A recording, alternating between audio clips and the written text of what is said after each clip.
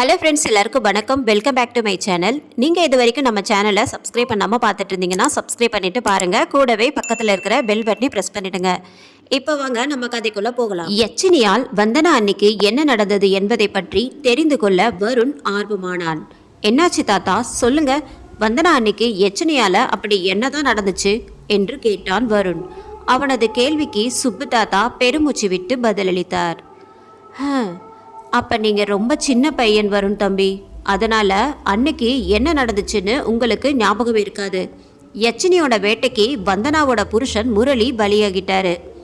அவரை குறுக்கிட்ட வருண், நீங்கள் என்ன சொல்கிறீங்க? முரளி அண்ணனை கொன்னது யச்சினியா? ஆனால் அவர் ஹார்ட் அட்டாக்ல தான் இறந்தார்னு நான் கேள்விப்பட்டேன்.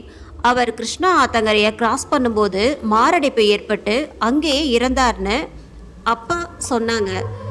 நான் தான் சொன்னேனே தம்பி, அப்போ நீங்கள் சின்ன பையன். உண்மையிலேயே என்ன நடந்ததுன்னு உங்களுக்கு சொல்லியிருந்தா நீங்கள் ரொம்ப பயந்துருப்பீங்க. நல்ல வேளை எங்களுக்கு அவரோட உடம்பாவது ஆத்தங்கரையில் கிடைச்சிது. இருவரும் ஆற்றை கடந்து கொண்டிருக்க சுப்பு தாத்தா சொல்வதை கவனமாக கேட்டுக்கொண்டிருந்தான் வருண். முரளியோட மரண செய்தி வந்தனாமாவுக்கு வந்தப்போ பாவம் அவங்க ரொம்ப நொறுங்கி போயிட்டாங்க. வந்தனாமா முரளி மேலே உசுரா இருந்தாங்க. முரளி இறந்தப்புறம் வந்தனா ஒரு ரூமுக்குள்ளே போய் அடைஞ்சிட்டாங்க. யார்கிட்டையும் பேசாமல் யாரையும் உள்ளே வரவிடாமல் அவங்க வெளியுலகத்தையே பார்த்தே பல வருஷம் ஆயிடுச்சு. உங்கள் அத்தையும் பெரியம்மாவும் அந்த ரூமுக்கு சாப்பாடு தண்ணி கொடுக்க மட்டும் உள்ளே போவாங்க. வீட்டில் இருக்கிறவங்க எவ்வளோ சொல்லியும் அவங்க வெளியே வர மாதிரி தெரியல. ஆனால் தம்பி, வந்தனாமா தன் புருஷன் முரளியை எவ்வளோ நேசிச்சிருந்தா இப்படி ஒரு முடிவெடுத்திருப்பாங்க. உண்மையிலேயே அவங்க காதல் தெய்வீகமானதுதான். சுப்பு தாத்தாவின் அனைத்து வார்த்தைகளையும் கேட்ட பிறகு வருணின் கண்களில் ஈரம் கசிந்தது. அவன் தன் குழந்தை பருவத்தில் தனது தந்தையை விட யாரையாவது அதிகமாக நேசித்திருந்தால் அது அவனது அண்ணி வந்தனாதான். வருணின் மீது மிகவும் பாசமாக இருப்பாள். அம்மா வருணிடம் மிகவும் கண்டிப்புடன் நடந்து கொள்வதால் அவன் அதிக நேரம் தன் அண்ணியுடனும் சுப்பு தாத்தாவுடனும் தான் இருப்பான். ஆற்றை கடக்கும்போது சட்டென நின்று விட்டார் சுப்பு தாத்தா. வருண் அவரிடம் எதையும் கேட்பதற்கு முன்பே சுப்பு தாத்தா தனது வேஷ்டியில் முடிந்து வைத்திருந்த ஒரு சிறிய பையை வெளியில் எடுத்தார். சுப்பு தாத்தா அந்த பையிலிருந்து ₹1 நாணயத்தை எடுத்து அந்த நாணயத்தை ஆற்றில் வீசி கைகளை கூப்பி வணங்கினார். இதையெல்லாம் பார்த்த வருண் ஆச்சரியத்துடன், தாத்தா, இப்போ எதுக்கு காசு ஆற்றுல போட்டீங்க? நான் ஒன்றும் அதை சும்மா போடலை தம்பி, நான் அதை தானம் செஞ்சிருக்கேன். தானமா? நீங்கள் என்ன சொல்கிறீங்க? அதாவது நம்ம இந்து மத வேதங்களில் நதிகளை தெய்வங்களாக வணங்குவாங்க. நதிகள் வேதங்களில் வெவ்வேறு கடவுள்கள் தெய்வங்களோட தொடர்புடையது. நம்ம ஜோதிட சாஸ்திரத்தின்படி பார்த்தா நதி, குளம், கடல் இப்படி எல்லா இடங்களையும் பல தோஷங்களையும் பாவங்களையும் கழிக்கிறதுக்கு தண்ணியில் காசு போடுறது, அப்புறம் வழிபாட்டு பொருட்களை போட்டிருக்கிற துணிகளை கழட்டி விட்டு வர்றதுன்னு செய்கிறது வழக்கம். சரி, அதெல்லாம் நம்ம சாஸ்திரத்தில் இருக்குன்னு எனக்கு தெரியும். ஆனால் நீ எந்த பாவத்தை கழிக்க ஆற்றுல காசு போட்டீங்க என்று கேட்டான் வருண். வருண் கூறியதை கேட்டு சுப்பு தாத்தாவின் முகம் மாறியது. உடனே வருண், சும்மா விளையாடின தாத்தா, சீரியஸாக எடுத்துக்காதீங்க. இந்த மாதிரி தண்ணியில் காசு போடுறதுக்கு ஒரு அறிவியல் காரணமும் இருக்கு. அது உங்களுக்கு தெரியுமா என்று கேட்டான். அறிவியல் காரணமா? அது என்ன? பழங்காலத்தில் மக்கள் காப்பர் காயினை பயன்படுத்துறது தான் நாகரீகமாக இருந்துச்சு. காப்பர் தண்ணீரை சுத்திகரிக்க பயன்படும். ஒரு செப்பு பாத்திரத்தில் தண்ணியை வைக்கிறது அந்த நீரை சுத்தப்படுத்தணும்ன்றது ஆயுர்வேதத்தில் சொல்லியிருக்கு. ஒரு காலத்தில் மக்கள் ஆற்றுல செப்பு நாணயங்களை போட்டதுக்கு காரணம் ஆற்று நீரை சுத்தம் பண்ணுறதுக்கு. அந்த செப்பு காசுங்கள் பல நாட்கள் ஆற்றுக்குள்ளே இருந்து படிப்படியாக நீரில் கரைஞ்சிடும். இதன் மூலமாக ஆற்று நீரை சுத்தம் செய்கிற முறையே நம்ம முன்னோர்கள் கையாண்டாங்க. இன்னைக்கு செப்பு நாணயம் நம்ம கிட்ட இல்லை. ஆனால் ஏன் போடுறோம், எதுக்கு போடுறோம்னு தெரியாமல் காசை மட்டும் தூக்கி போட்டுட்ருக்காங்க. சுப்பு தாத்தா மெல்லிதாக புன்னகைத்தபடி, வருண் தம்பி, நான் உங்களை இன்னும் சின்ன பையனாகவே நினச்சிட்டேன். நீங்கள் நிறைய விஷயம் தெரிஞ்சு வச்சுருக்கீங்க என்று கூறினார். சுப்பு தாத்தாவும் வருணும் மெதுவாக மீண்டும் ஆற்றை கடக்க தொடங்கினார். மறுபுறம் ஒரு பெரிய பாரம்பரிய பண்ணை வீட்டில் வருணின் பெரியம்மா ஜானகி மற்றும் வருணின் அத்தை சோபனா சமையலறைக்குள் சமையல் செய்து கொண்டிருந்தனர். சோபனா காய்கறியை நறுக்கியபடி கேட்டால், நீங்க என்ன நினைக்கிறீங்க அண்ணி? வருண் இங்க வருவானா? எனக்கு என்னமோ அவன் வரமாட்டான்னு தோணுது. ஜானகி அவசரமாக அவளுக்கு பதிலளித்து, அப்படி சொல்லாத. என் பையன் முரளி இறந்தப்புறம் இங்க எல்லாமே அவனுக்கு தான் சொந்தம். சுப்பு தான் அவனை கூப்பிட போயிருக்கார்ல, அவன் நிச்சயமா வருவான் பாரு. எனக்கு அந்த நம்பிக்கை இருக்கு. சோபனா தயக்கத்துடன், ஆ அது சரி அண்ணி, ஆனா ஒரு விஷயம்தான் எனக்கு மனசு உறுத்துது. வருண் நம்ம வீட்டுக்கு வரணும்னு நினைச்சிருந்தானா அவன் நேரா இங்க வந்திருப்பான். ஊருக்கு வந்ததா யார்கிட்டையும் சொல்லாம அவன் ஏன் அந்த கல்லறை தோட்டத்துக்கு போகணும்? அதுல இருக்கிற ஆபத்து தெரிஞ்சும் அதை திறக்க வேண்டிய அவசியம் என்ன என்று கேட்டாள். ஆமா சோபனா, எனக்கும் எல்லாம் தெரியும். அதுக்காக தான் ஊர்க்காரங்க இன்னைக்கு ஒரு பஞ்சாயத்தையே கூட்டியிருக்காங்க. வருண் சின்ன பையனா இருந்தப்ப அவங்க அப்பா ராகவன் யார்கிட்டையும் சொல்லாம அவனை ஹாஸ்டல்ல கொண்டு போய் சேர்த்துட்டாரு. அதுல இருந்து நாமளும் அவனை ஒரு தடவை கூட போய் பார்க்கல. நம்ம மேலேயும் தப்பு இருக்கு. பாவம், சின்ன பையனா ரொம்ப கஷ்டப்பட்டிருப்பான். அதனால அவனை திடீர்னு கூப்பிட்டா எப்படி வருவான்? சோபனா தொடர்ந்தாள். மறந்துட்டீங்களா நீ? நம்ம கோபம் வருண் மேல இல்ல, அவனோட அம்மா மேலதான். ஜானகிக்கு எதையோ நினைவுபடுத்தி கொண்டு, நான் அவளை எப்படி மறப்பேன் சோபனா? அவதான எல்லா பிரச்சனைகளுக்கும் காரணம். அவளும் ராகவனும் கல்லறை தோட்டத்து பங்களாவுக்கு போகாம இருந்திருந்தா இது எதுவும் நடந்திருக்காது. அட விடுங்க அண்ணி, பழைய விஷயங்களை நினைச்சு மனசு போட்டு குழப்பிக்காதீங்க. வருணோட அம்மா எப்படிப்பட்டவன்னு இந்த கிராமத்துக்கே தெரியும். வீட்டுல பொம்பளை சரியில்லைன்னா குடும்பம் கந்தல் கோலம்தான். ஜானகி தன் கையால் நிறுத்து என்பது போல் சைகை காட்டி, போதும் சோபனா, காயெல்லாம் தீயுது பாரு, சமையல கவனி, அப்புறம் பேசலாம் என்று பேச்சை நிறுத்தினாள். ஜானகியும் சோபனாவும் ஒருவருக்கொருவர் பேசிக்கொண்டிருந்த போது சோபனாவின் மகள் காயத்ரி அங்கு வந்தாள். காயத்ரிக்கு 23 வயதாகிறது. கருப்பாக இருந்தாலும் களையாக இருப்பாள். காயத்ரி சமையல் அறைக்குள் நுழைந்து, நீங்க 2 பேரும் சமையல் செஞ்சுட்டே இருக்க போறீங்களா, இல்ல வீட்டுக்கு வந்த விருந்தாளிய வரவேற்க போறீங்களா? வருண் மாமா வந்துட்டாரு என்று முகம் மலர கூறினாள் காயத்ரி. ஜானகி மகிழ்ச்சியுடன், என்ன சொன்ன? வருண் வந்துட்டானா? ஆமா அத்த, வருண் மாமா வந்துட்டாரு.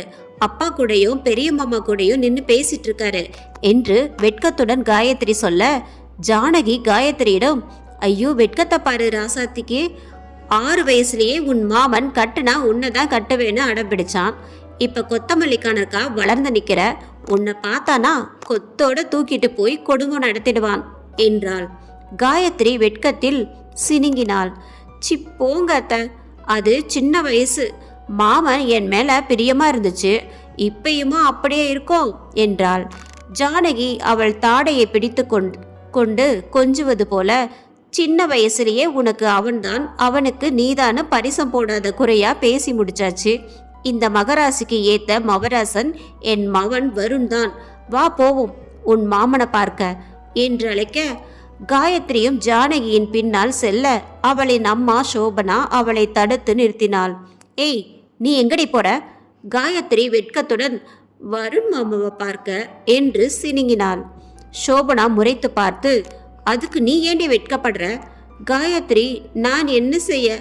வருண் மாமாவை நினைச்சாலே எனக்கு வெக்கமா வருது என்று வெகுளியாக சிரித்தாள். காயத்ரியே மேலிருந்து கீழாக பார்த்த சோபனா, அது சரி, நீ இப்படியேவா அவனை பார்க்க போற என்று கேட்டாள். காயத்ரி தன் உடைகளையும் முடியையும் சரி செய்து கொண்டு சந்தேகத்துடன், ஏமா நான் புது துணி தானே போட்டிருக்கேன், நல்லா இல்லையா என்று கேட்டாள். துணியெல்லாம் நல்லா தான் இருக்கு, ஆனா மூஞ்சி தான் சரியில்லை. நீ வயிற்றுல இருக்கும்போது கறிக்கட்டையை தின்னுட்டு உன்னை பெத்தேனான்னு தெரியல. இப்படி கருப்பா வந்து எனக்குன்னு புள்ளையா பிறந்து தொலைச்சிருக்க. இப்படி கருப்பா இருந்தா உன்னை எவண்டி கல்யாணம் பண்ணிக்க வருவான்? உன்னெல்லாம் எப்படி கல்யாணம் பண்ணி கரை சேர்க்க போறேனே தெரியல என்று சொல்லியபடி வேகமாக வானடியில் காய்கறிகளை கிண்டினாள். பெற்ற தாயின் வசவு வார்த்தைகளை கேட்டு காயத்ரி நொறுங்கி போனாள். அவள் மனம் மிகவும் வேதனைப்பட்டது. காயத்ரி கள்ளம் கவனமற்ற வெகுளியான பெண். ஆனால் அவளது கருமை நிறத்தின் காரணமாக அவள் எல்லா இடங்களிலும் ஒதுக்கப்பட்டாள். எந்த பையனும் அவளை விரும்பவில்லை. அவளின் திருமணம் பற்றி மற்ற குடும்பத்தினரிடம் பேசும்போது கூட கருப்பு நிறத்தை காரணமாக சொல்லி நிராகரிக்கப்பட்டாள். காயத்ரி வேதனையில் சோகமாக, ஏம்மா இப்படி பேசுற? போமா, வருண் மாமாவை பார்க்கணும்னு எம்பிட்டு ஆசையா இருந்தேன். இப்ப என்ன செய்ய சொல்ற? இங்க பாருடி, வருண் பெங்களூர்ல இருந்து வந்திருக்கான். அவன் அங்க லவ் கிவ்னு ஏதாவது பண்ணியிருக்கிறானா இல்லையான்னு நமக்கு தெரியாது. ஆனா இதுதான் நமக்கு கிடைச்சிருக்கிற ஒரே வாய்ப்பு. இதை கரெக்டா பயன்படுத்திக்கணும், புரிஞ்சுதா? உனக்கு வருணை விட்டா வேற பையனை பிடிச்சி உன் தலையில கட்டுறது ரொம்ப கஷ்டம் என்றாள் சோபனா. காயத்ரி சோகமாக முணுமுணுத்தாள். அப்படின்னா நான் மாமாவுக்கு மைய வச்சு வசியம் பண்ணதான் மயக்கணும். சரியா சொன்ன. வசியத்தால மட்டும்தான் அவன் உன்னை கட்டுப்பாட்டுக்குள்ள கொண்டு வர முடியும். இல்லனா உன் முகத்தை பார்த்து ஓடினாலும் ஓடிடுவான் என்றாள் சோபனா. காயத்ரி மறுத்து, என்னம்மா விளையாடுறியா? போமா, நான் சும்மா சொன்னேன். என் மாமாவுக்கு ஏதாவது ஆயிடுச்சுன்னா நான் அதெல்லாம் பண்ண மாட்டேன். காயத்ரி தனது பேச்சை முடிப்பதற்குள் சோபனா குறுக்கிட்டு, இங்க பாரு, உண்மையை சொல்லு, உனக்கு வருண கல்யாணம் கட்டிக்கணும்னு ஆசை இருக்கா இல்லையா என்று கேட்க, காயத்ரி தயங்கியபடி, எனக்கும் ஆசை இருக்குமா, எனக்கு என் மாமன்னா உசுறு என்றாள். அப்படின்னா நீ அவனுக்கு சூனியம் வச்சுதான் வசியம் பண்ணியாகணும். நீ இப்படி ஏதாவது செஞ்சா மட்டும் தாண்டி வருண் உனக்கு கிடைப்பான் என்றாள் சோபனா. காயத்ரி சோபனாவின் கண்களை பார்த்து மெதுவாக, அம்மா, மாமாவை கட்டுப்படுத்த நான் இப்ப என்ன செய்யணும் என்று கேட்டாள். மறுபுறம் தோட்டத்தில் வருணின் பெரியப்பா திலீப் நாற்காலியில் அமர்ந்திருந்தார். வருணின் தாய் மாமான் சுரேஷ் அவருக்கு பின்னால் நின்று கொண்டிருந்தார். சுப்பு தாத்தா வருணை அழைத்து கொண்டு அவர்கள் இருவரின் முன்னால் வந்து நின்றார். வருணின் பெரியப்பா திலீப்புக்கு மிக பெரிய மாளிகை இருந்தது.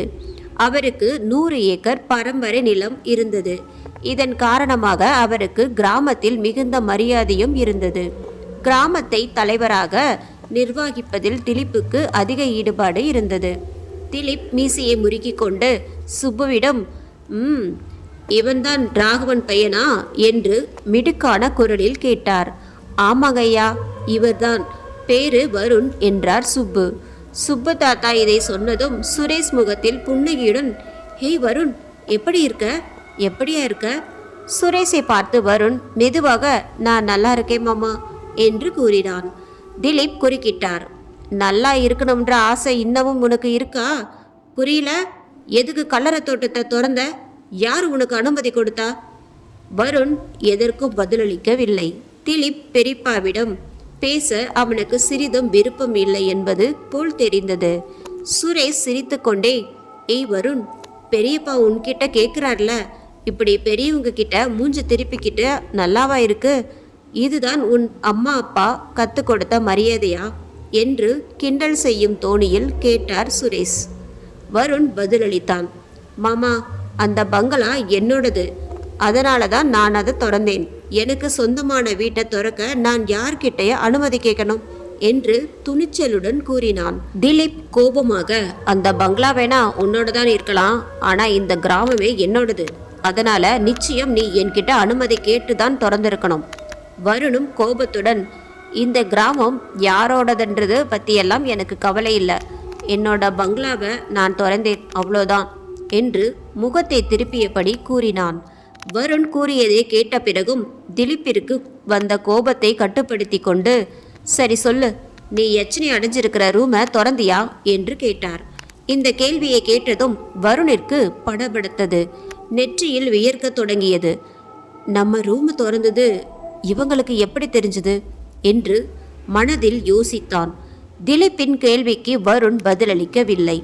அவன் முஷ்டியை இறுக்கமாக மூடி என்ன பதில் சொல்வது என்று தெரியாமல் திணறினான். சுரேஷ் முகத்தில் புன்னகையுடன், வருண், அதான் பெரியப்பா கேட்குறார்ல, சொல்லுப்பா, 2வது மாடியில தாயத்து கட்டின கதவை திறந்தியா என்று கேட்டார். வருண் அமைதியாகவே இருந்தான். மறுபக்கம் சமையலறைக்குள் சோபனா தனது மகள் காயத்ரி வருணின் மீது சூனியம் செய்ய சம்மதம் சொல்லியதை கேட்டதும் அவள் மகிழ்ச்சி அடைகிறாள். முகத்தில் ஒரு புன்னகையுடன் சோபனா, இப்பதாண்டி நீ என் பொண்ணு, சரி, நான் வருணுக்கு தண்ணி கொண்டு போய் கொடுக்கிறேன், நீ அதுக்குள்ள அவனுக்கு டீ ரெடி பண்ணு. காயத்ரி தன் தாயை நடுவில் குறுக்கிட்டு, நான் டீ போட்டா வருண் மாமா என் கட்டுப்பாட்டில் வந்துருவாரா என்று வெள்ளந்தியாக கேட்டாள். சோபனா கடுப்பாகி அவளின் தலையில் நங்கென கொட்டினாள். ஆ, என காயத்ரி வழியில் கத்தினாள். அட முட்டா சிரிக்கி, முதல்ல நீ டீயை போடு, அதில் தான் உன் மாமனுக்கு வசிய மருந்த கலக்கணும் என்றாள் சோபனா. ஓ அப்படியா விஷயம்? குறுக்க கேள்வி கேட்காம இப்போ நான் சொல்கிறத கவனமாக கேளு. முதல்ல கிராம்பையும் ஏலக்காயையும் உன் உடம்புல நல்லா தேய்ச்சி டீயில் போடு. அப்புறம் வஷ் குரு குரு ஸ்வாகாவில் ஓம் நம காமக்கிய தேவி புருஷ் அப்படின்னு இந்த மந்திரத்தை 108 முறை சொல்லு. கடைசியில் வருணோட பேரையும் சொல்லு. புரிஞ்சுதா? புரிஞ்சுதுமா. ஆனால் 108 முறை சொல்லணுமா? ஒரு தடவை சொன்னால் போதாதா என்று காயத்ரி கேட்க சோபனா கடுப்பாகிறாள். அடியே சொல்கிறத மட்டும் செய். குறுக்க கேள்வி கேட்ட வாய அருவாமனையை வச்சு அறுத்து போடுவேன். இது சாதாரண மந்திரமல்ல, இது காமதேவியோட வசீகர மந்திரம். அதில் நிறைய சக்தி இருக்கு. தயவு செஞ்சு புரிஞ்சுக்கோமா. நான் சொன்னபடி செய். வருண உன் கட்டுப்பாட்டில் வர வைக்கிறதுக்கு உன் கையில தான் இருக்கு. சீக்கிரம் டீயை போடு, ஜானகி அண்ணி வந்துட போகிறாங்க என்று அவசரப்படுத்தினாள் சோபனா. இந்த எபிசோடு உங்களுக்கு பிடிச்சிருந்தது அப்படின்னா நம்ம சேனலை மறக்காமல் சப்ஸ்கிரைப், லைக் பண்ணுங்கள். நிறைய பேர் பார்த்தீங்கன்னா சப்ஸ்கிரைப் பண்ணாமலே பார்க்குறீங்க. சப்ஸ்கிரைப் பண்ணிவிட்டு பாருங்கள். நன்றி, வணக்கம்.